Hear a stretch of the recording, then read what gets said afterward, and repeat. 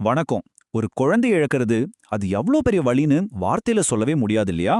பல குடும்பங்கள்ல இந்த வலிய அனுபவிக்கும்போது, எதனால இது நடந்துச்சுன்னு தெரியாம நெறைய தப்பான புரிதல்கள், தேவையில்லாத பழி எல்லாம் வருது.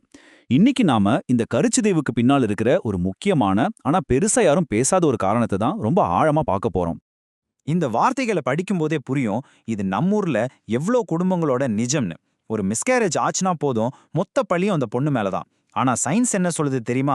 இந்த பழி எவ்ளோ பெரிய அநியாயம்னு தான் நம்ம இப்ப பார்க்க போறோம். சரி, முதல்ல இந்த அநியாயமான பழியிலிருந்து ஆரம்பிப்போம். யோசிச்சு பாருங்க, ஒரு பிரெக்னன்சி லாஸ் ஆனதும் ஏன் எல்லா டெஸ்டும் கேள்விகளும் அந்த பொண்ணுக்கு மட்டும்தான்? ஆணோட பங்கு ஏன் பெருசா யாருமே கண்டுக்கிறது இல்ல? ஒரு மிஸ்கேரேஜ்க்கு அப்புறம் என்ன நடக்குதுன்னு பாருங்களேன். பொண்ணுக்கு வரிசையா டெஸ்ட், ஸ்கேன், கேள்வி மேல கேள்வின்னு போயிட்டே இருக்கும். ஆனா ஆணுக்கு வெறும் ஒரே ஒரு சிம்பிள் டெஸ்டோட எல்லாம் முடிஞ்சிடும். இந்த ஒரு தரபட்சமான பார்வை தான் உண்மையான காரணம் நம்ம கண்ணுக்கு தெரியாம மறைக்குது. சரி, அப்போ அந்த சிம்பிள் டெஸ்ட்ல அப்படி என்னதான் பார்க்கறாங்க? அது ஏன் ஒரு முழு படத்தையும் காட்டாம பாதி கதையை மட்டும் சொல்லுது? வாங்க, அத பத்தி தான் இப்ப தெரிஞ்சுக்க போறோம். இதை சிம்பிளா புரிஞ்சுக்க ஒரு குரியர் வேன் டெலிவரியை கற்பனை பண்ணிக்கங்க. ஒரு நார்மல் ஸ்பெர்ம் அனாலிசிஸ் டெஸ்ட்டுங்கிறது அந்த வேன் எவ்வளோ ஸ்பீடா போகுது, அதோட டயர்லாம் கரெக்டா இருக்கான்னு செக் பண்ற மாதிரி தான். அதாவது விந்தணுவோட எண்ணிக்கை, வேகம், வடிவம் இதெல்லாம். ஆனா அந்த வேனுக்குள்ள இருக்கிற ரொம்ப ரொம்ப முக்கியமான ஒரு பொருள், அந்த ஜெனடிக் பேக்கேஜ், அதாவது டிஎன்ஏ, அது பத்திரமா இருக்கா இல்லையான்னு யாருமே செக் பண்றதில்ல. சோ பாத்தீங்களா, ஒரு பக்கம் கவுண்ட், ஸ்பீட், ஷேப்னு வெறும் வெளித்தோற்றத்தை மட்டும் பார்க்கறாங்க. இதெல்லாம் பார்க்க 100க்கு 100 கரெக்டா இருக்கலாம். ஆனா இன்னொரு பக்கம் அந்த டெஸ்ட்ல மிஸ் ஆகுற ஒரே முக்கியமான விஷயம் என்னன்னா, அந்த விந்தணுவுக்குள்ள இருக்கிற டிஎன்ஏவோட ஹெல்த். சரி, வாங்க இப்போ அந்த மறைச்சு வச்ச ஜெனட்டிக் பாக்ஸை திறந்து பார்ப்போம். அதுக்குள்ள அப்படி என்னதான் இருக்கு? என்ன மாதிரியான பிரச்சனைகள் அங்க வரலாம்? இங்க தான் நாம ரொம்ப முக்கியமான ஒரு விஷயத்த தெரிஞ்சுக்க போறோம். அதுக்கு பேரு DFI, அதாவது டிஎன்ஏ ஃப்ராக்மெண்டேஷன் இண்டெக்ஸ். தமிழ்ல சொல்லணும்னா டிஎன்ஏ சிதைவு குறியீடு. அந்த சாதாரண டெஸ்ட் சொல்லாம விட்ட கதை இதுதான். சிம்பிளா சொல்லணும்னா, ஒரு விந்தணுல இருக்கிற டிஎன்ஏ எவ்வளவு டேமேஜ் ஆயிருக்குன்னு துல்லியமா அளந்து சொல்ற ஒரு டெஸ்ட் இது. உங்களோட டிஎஃப்ஐ அளவு 15%க்கும் கம்மியா இருந்துச்சுன்னா சூப்பர், எந்த பிரச்சனையும் இல்ல. ஏன்னா ஸ்பெர்ம் டிஎன்ஏல ஏதாவது சின்ன சின்ன டேமேஜ் இருந்தா கூட பெண்ணோட கருமுட்டையால அதை ஈஸியா சரி பண்ணி ஒரு ஹெல்த்தியான கருவை உருவாக்கிட முடியும். ஆனா இந்த அளவு 30% தாண்டிடுச்சுன்னா அங்கதான் பிரச்சனையே ஆரம்பிக்குது.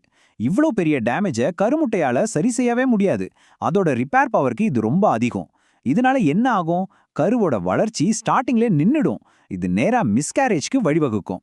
சரி, இந்த டிஎன்ஏ டேமேஜ்க்கு என்னதான் காரணம்? அதுக்கு பேரு ரியாக்டிவ் ஆக்சிஜன் ஸ்பீஷிஸ். இத நம்ம உடம்புல உருவாகிற மைக்ரோஸ்கோபிக் துருன்னு சொல்லலாம். ஒரு இரும்பு எப்படி துருப்பிடிச்சு நாசமாகுதோ அதே மாதிரி இந்த மூலக்கூறுகள் விந்தணுவோட டிஎன்ஏவை அரிச்சு உடைச்சு டேமேஜ் பண்ணிடும். அப்போ இந்த மைக்ரோஸ்கோபிக் துரு எங்கிருந்து தான் வருது? வேற எங்கேயும் இருந்தில்ல. சிகரெட், குட்கா, கைனி மாதிரி புகையிலை பொருட்கள், வேப்பிங், ஹுக்கா, அப்புறம் அளவுக்கு மீறின குடிப்பழக்கம், இது எல்லாமே நம்ம டிஎன்ஏவை சதி செஞ்சு அழிக்கிற வேலை பார்க்கறவங்க தான்.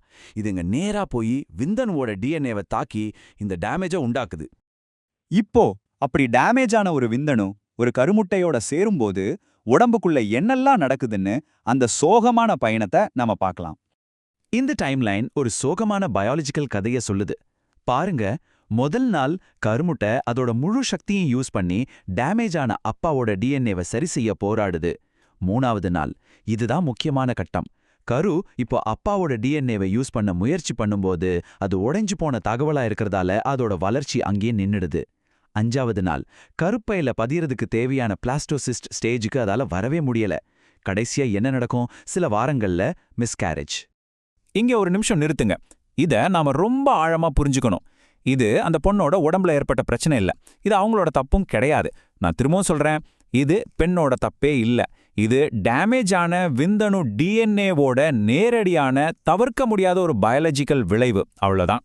ஆனா இவ்ளோ சோகமான விஷயங்களை பத்தி பேசினதுக்கு அப்புறம் இப்போ ஒரு முக்கியமான நம்பிக்கையான செய்தி என்னன்னா, இந்த டேமேஜ் நிரந்தரமான ஒண்ணு கிடையாது. இதை நம்மால முழுசா சரி செய்ய முடியும். ஞாபகம் வச்சுக்க வேண்டிய ஒரே ஒரு பவர்ஃபுல் நம்பர் 74. ஆமா, 74 நாட்கள் நம்ம உடம்பு இந்த அதிசயத்தை செய்ய எடுத்துக்கிற டைம் இதுதான். ஒரு ஆணோட உடம்பு ஒவ்வொரு 74 நாளைக்கும் ஒரு புது பேட்ச் விந்தணுக்களை ஃப்ரெஷ்ஷா உற்பத்தி பண்ணும்.